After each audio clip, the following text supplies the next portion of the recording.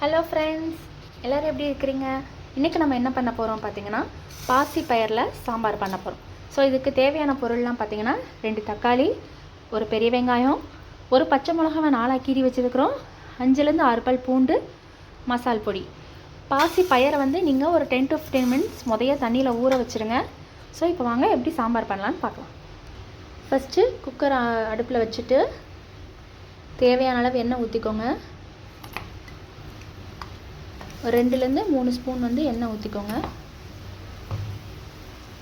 எண்ணெய் கொஞ்சம் சூடாயிடுச்சு. இதில் நம்ம நறுக்கி வச்சா பல்லாரியை ஃபஸ்ட்டு போட்டுடலாம்.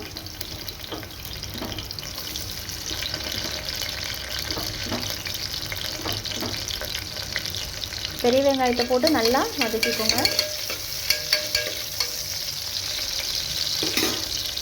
ஸோ வெங்காயம் கொஞ்சம் வதங்கிடுச்சு.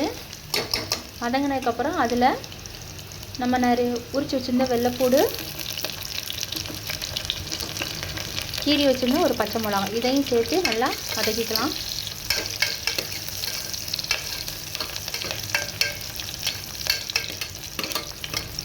இப்போ எல்லாத்தையும் போட்டு வதக்கிட்டோம். இப்போ தக்காளி சேர்த்துடலாம்.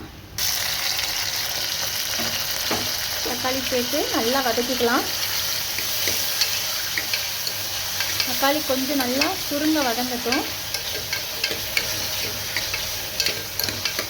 இப்போ பார்த்திங்கன்னா வெங்காயம் தக்காளி நல்லா வதங்கிடுச்சு, தக்காளியுமே நல்லாவே வதங்கிடுச்சு.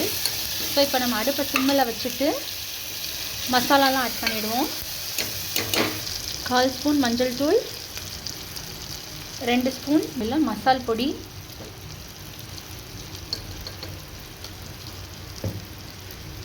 1 ஸ்பூன் சாம்பார் பொடி. ஸோ இதெல்லாம் நல்லா ஃபஸ்ட்டு இருக்க சிம்மிலேயே வச்சு வதக்கிக்கோங்க, அந்த பச்சை வடை லைட்டாக போகிற வரையும். ஸோ இப்போ பார்த்திங்கன்னா பச்சை வடைலாம் நல்லாவே போயிடுச்சு. இப்போ நம்ம ஊற வச்ச பாசி பயிரை வந்து உள்ளே போட்டுடலாம். தண்ணியை ஃபில்ட்ரு பண்ணிவிட்டு போட்டுக்கோங்க. இதையும் ஒருக்க நல்லா மிக்ஸ் பண்ணி விட்டுட்டு தேவையான அளவு தண்ணி,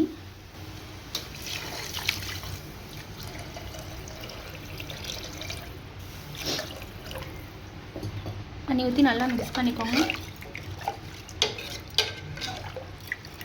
மிக்ஸ் பண்ணிவிட்டு மூடி வச்சு ஒரு 5லேருந்து 6 விசில் வச்சு எடுத்துக்கோங்க.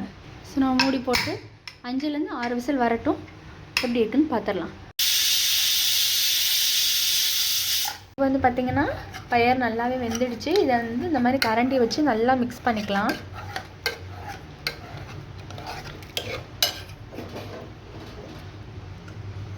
நல்லா மசிய நல்லா இந்த மாதிரி பண்ணி விட்டுக்கோங்க. இப்போ அடுப்பை சிம்மில் வச்சுட்டு தேவையான அளவு உப்பு சேர்த்துக்கோங்க.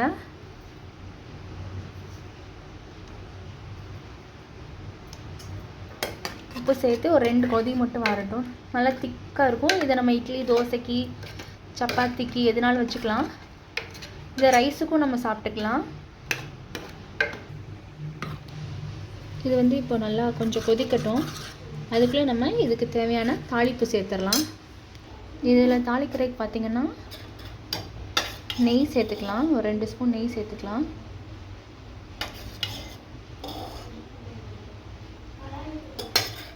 நெய் உருகி நெய் சூடானோடனே கடுகு உளுந்தம்பருப்பு போட்டுக்கோங்க.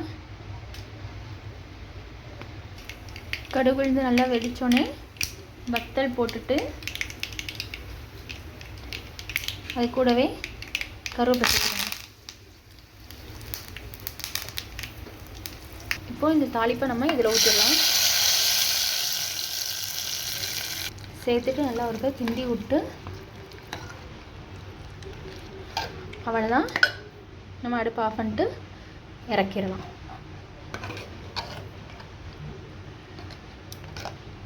சாம்பார் வச்சு டெஸ்டிங்க்கு கொடுக்கலாம், எப்படி இருக்குன்னு பார்க்கலாம். சாப்பிட்டு எப்படி இருக்குன்னு சொல்லுங்கள்.